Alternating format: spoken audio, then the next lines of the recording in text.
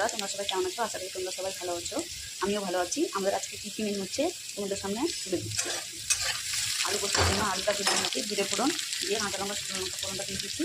তারপরে আলুটা দিয়ে দিচ্ছি, আলুটা একটু ভেজে গেছে। এরপরে দিয়ে দিলাম ঝিঙেগুলো, বাড়ির ঝিঙে।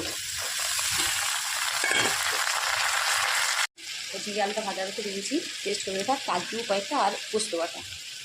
এবারে দিয়ে একটু নাড়াচাড়া করে নেবো। ঝিঙে আলুটা মিলে মিশিয়ে এরপর দিয়ে দেবো পোস্ত বাটার জলটা দিয়ে রাখা। এখানে ভাতটা হয়ে গেছে, ভাতটা গড়িয়ে নেব। পোস্তটা হয়ে গেছে, দিয়েছি নামানোর আগে একটু সরষে তেল। এখানে আমাদের ডাল হবে, ডাল জন্য ডালটা সেদ্ধ করেছি, যেহেতু আজকে মঙ্গলবার আমাদের নিরামিষ। এখানে পটল ভাজা করেছি, পোস্তটা নামিয়ে নিয়েছি। রেসিপি ঝিঙের খোসাগুলোকে ছাড়িয়ে আমি সেদ্ধ করে রেখেছিলাম, তার জন্য আমি এটাকে কী করছি দেখো। তেলটা দিয়ে দিয়েছি, তেলটা গরম হয়ে গেছে, দিয়ে দিল কাঁচা লঙ্কা দিয়ে দিলাম, নাহলে পেঁয়াজটা দিতে হতো। এরপর দেখলাম কালো সরষে দিয়ে করুন ভাজা হয়ে গেছে, দিলাম ঝিঙ্গার খোসাগুলো। এবারে এটাকে হালকা করে ভেজে নিতে হবে। আপনারাও ঝিঙ্গের খোসাগুলো না খেতে বাড়িতে একবার এইভাবে ট্রাই করুন।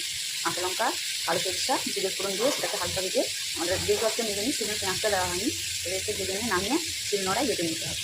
ডালটাও করে নিচ্ছি, আর ঝিঙ্গেটা যে ভেজে করেছিলাম এটাকে মিক্সিতে পিষে নিয়েছি। তো কেমন হয়েছে আমার রান্নাগুলো আপনারা কমেন্ট করে জানাবেন। আমার এই টেস্টটাকে এগিয়ে নেওয়ার জন্য ফলো করবেন, কমেন্ট